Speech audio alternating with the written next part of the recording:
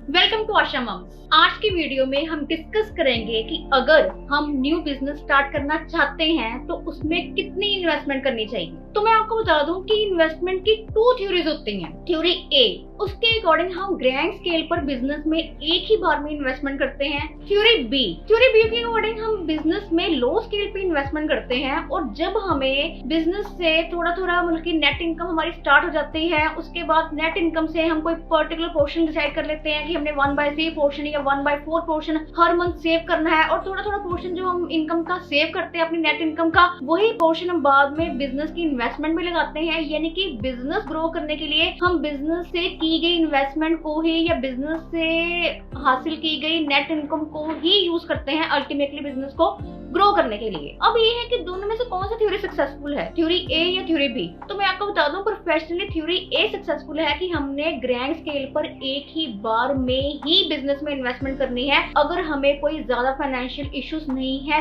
तो, हमारी कोई अगर मजबूरी नहीं है तो। अब आप कहेंगे आपके दिमाग में इस वक्त ये आ रहा है तो ऐसा रिस्क हो सकता है कि अगर हम ग्रैंड स्केल पे एक ही बार में इन्वेस्टमेंट कर दें कि पता नहीं बिजनेस चलेगा नहीं चलेगा। तो मैं आपको ये बता दूं कि ये जो आपके दिमाग में आ रहा है ना कि हो सकता है बिजनेस ना चले, ये हो सकता है कभी नहीं होगा। अगर आप ये सोच के चलेंगे, अगर आप ये मान के चलेंगे कि ये नहीं होगा, कोई रिस्क नहीं होगा, हमारा बिजनेस चलेगा ही चलेगा, हमने चला के छोड़ना है, वो अलग बात है। कई बार 6 मंथ्स में बिजनेस ग्रो कर जाता है, कई बार उसको 2-3 इयर्स का टाइम भी लग जाता है मैक्सिमम। तो आपने कॉन्फिडेंटली बिजनेस करना है। अब आप में कॉन्फिडेंस आएगा कैसे? कॉन्फिडेंस तब आएगा जब आपको कस्टमर से पॉजिटिव वाइब्स मिलेंगी। पॉजिटिव वाइब्स तब मिलेंगे जब आपका कस्टमर सेटिस्फाइड होगा। कस्टमर सेटिस्फाइड कैसे करना है? तो उसके लिए आपने कस्टमर के वीक पॉइंट्स को कैच करना है। कस्टमर के कौन से वीक पॉइंट्स हैं?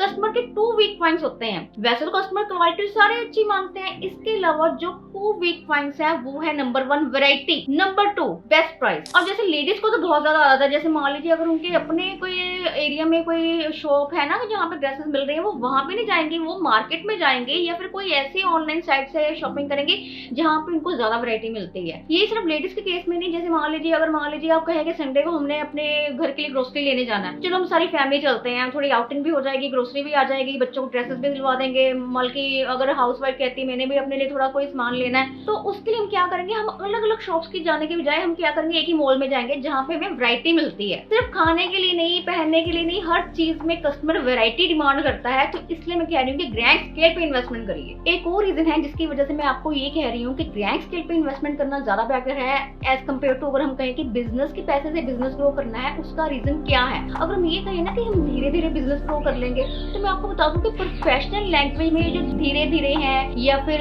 थोड़ा थोड़ा इन्वेस्टमेंट करके धीरे धीरे हमने वेट करना है, कस्टमर आएगा, फिर उस इनकम जनरेट होगी, उन इनकम से। तो आजकल के टाइम में, आजकल के कंपटीशन में ये थिंकिंग, ये धीरे धीरे वाली सोच कहीं एग्जिस्ट नहीं करती।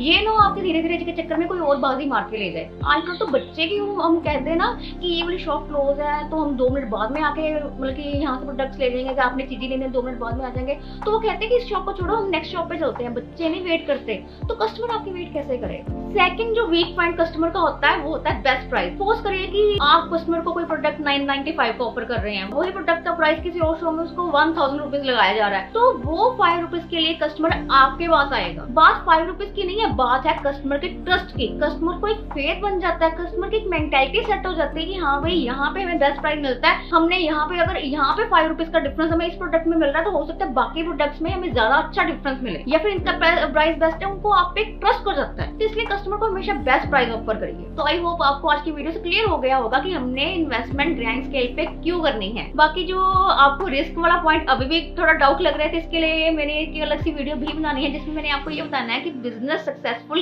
कैसे बनाएं। तो आई होप आपको आज की वीडियो अच्छी लगी होगी। अगर आज की वीडियो अच्छी लगी है तो अपने फ्रेंड्स के साथ लाइक को शेयर जरूर करें, चैनल को सब्सक्राइब करें और ऐसी वीडियोस की नोटिफिकेशन लेते रहने के लिए बेल आइकन को प्रेस करें। Thank you.